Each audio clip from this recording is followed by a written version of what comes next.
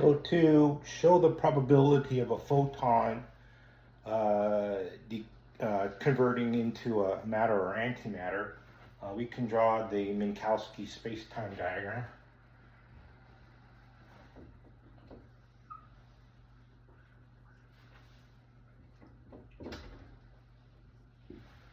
So we'll draw it in the x direction in space and through the dimension of time. That means y and z directions are going to be held constant. So the velocity is either going to be in the x dimension of space and the dimension of time, and there'll be no velocity in the y dimension of space or the z dimension of space. So this is time, the time dimension, and this is the space dimension. And then at a 45-degree angle, this is the light, the world line for a photon, for a beam of light. And so from here over, this is where matter resides. From here over, this is where antimatter resides.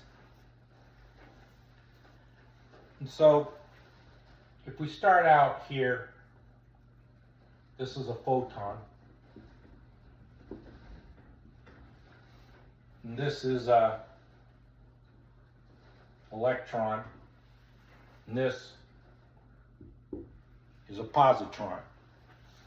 And an electron can be either spin up or spin down, and a positron can be spin up or spin down. And so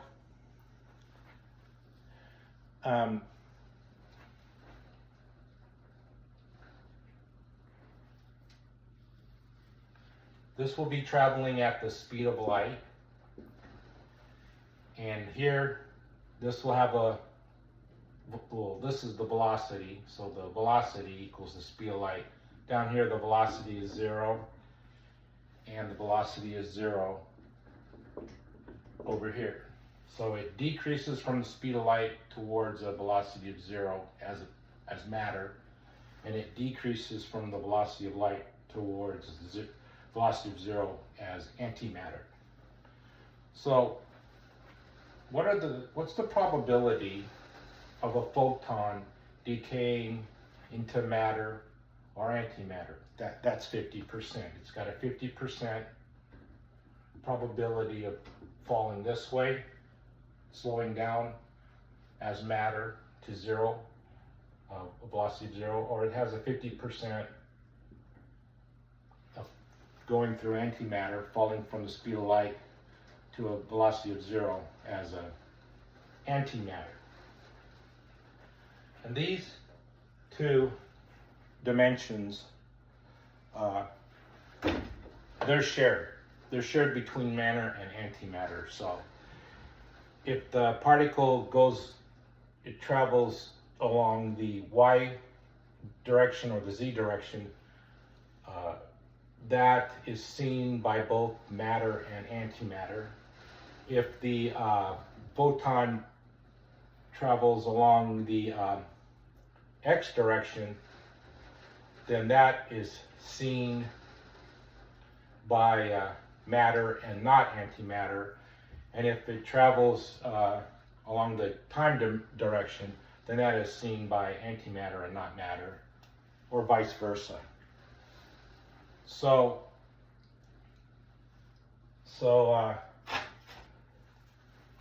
let's see how we do this.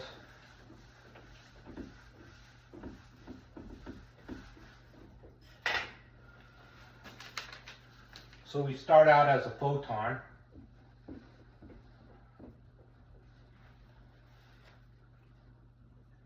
And that has a 100% probability then it can either transform into matter or antimatter.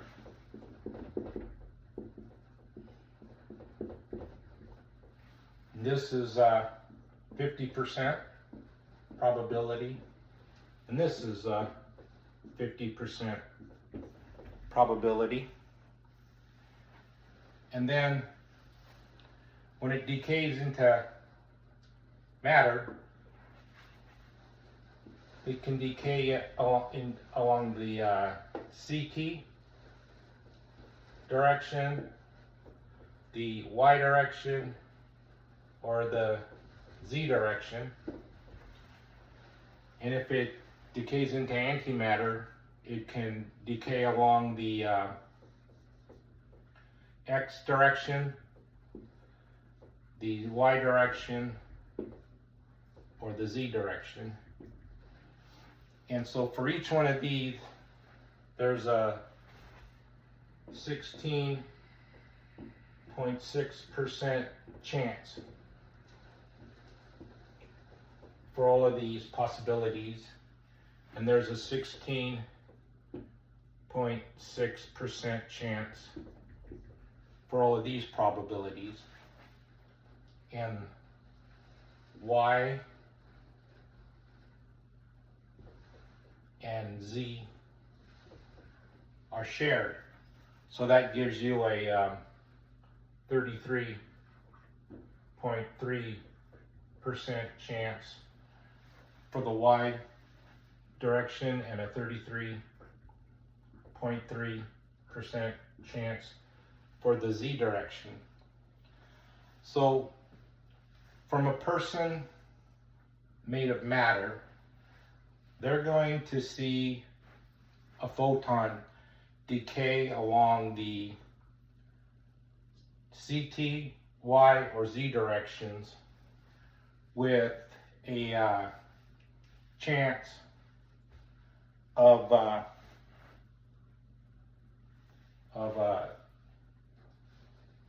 16.6% for the CT direction,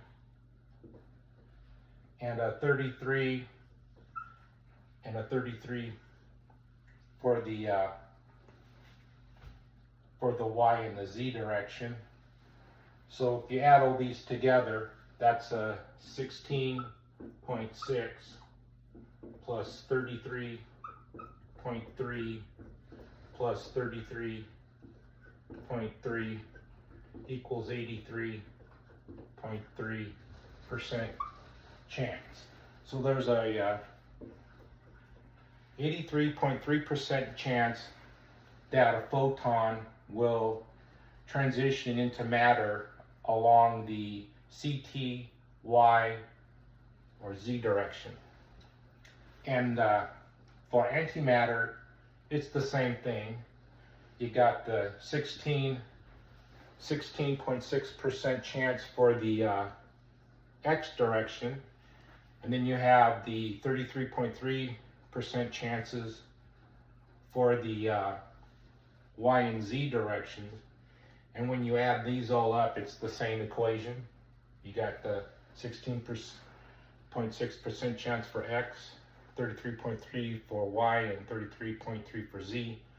So that also comes out to 33.3%.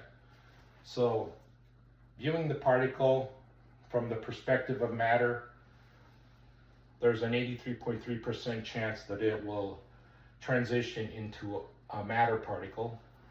And viewing the particle from an antimatter perspective, there's an 83.3% chance that it will change into an antimatter particle.